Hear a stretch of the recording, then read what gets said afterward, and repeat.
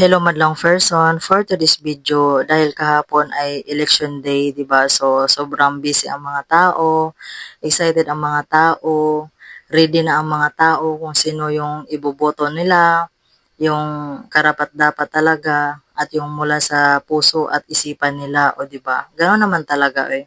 So kahapon, story time lang madlang person. Kahapon salit-salitan lang sana kami ni Bimbim noon, tapos siya ang pinauna kong pila doon dahil wala nga magbantay sa mga bata at sa tindahan.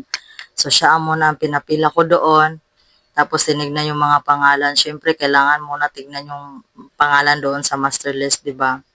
Ayun, nakita niya yung pangalan niya andoon, pero yung pangalan ko wala. Bakit wala ako sa master list? Eh, sabay lang naman kaming nagparehistro ni Bimbim. Hindi dapat kung kailangan i-update, hindi dapat si Bimbim, pati si pati yung pangalan ni Bimbim, wala din, o di ba?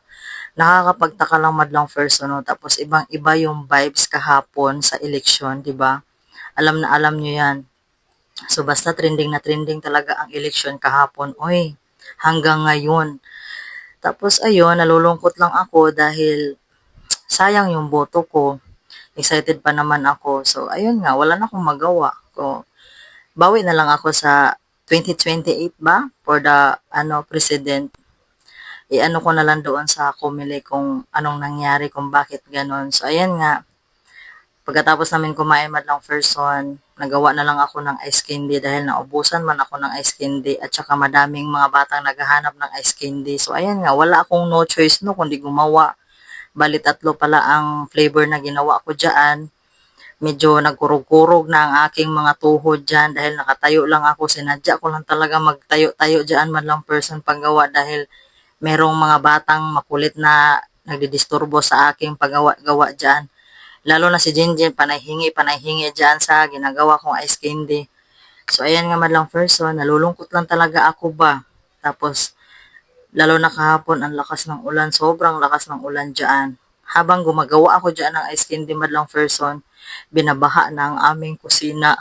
Hindi naman as in baha, yung napasukan lang talaga ng kaunting tubig ba dahil sa, dito kasi sa may likod sa amin, dahil merong ano siya, parang fish pan dati na hindi pa naayos pagsara, ay hindi ko alam, basta pumapasok yung tubig mula doon sa likod. So ayun, medyo pagod-pagod na ako diyan. Napagod talaga ako, pati yung isipan ko napagod, yung katawan ko napagod din. So ayan nga, natapos ko pagbalot itong milk chocolate na ice candy, tapos sinunod ko na yung last naman is yung flavor na buko. Bago ako nag-ano madlang first, nagpakulo pa pala ako ng nung alas 4, yung cornstarch ba para paggabi malamig na, kasi hindi kasi pwedeng mainit no ilagay sa ref. Parang nag-try na kasi ako nung dati madlang person, iba-iba yung ice niya. Hindi siya creamy, basta ganun. So ayan nga madlang person, huling ko 'di ba, nagpikat-pikat na akong mata diha dahil pagod na ako diyan.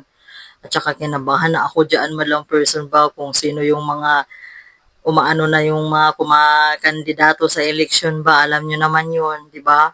Nag-abang-abang tayo kung sino yung, kung ano yung resulta, kung sino ang mananalo.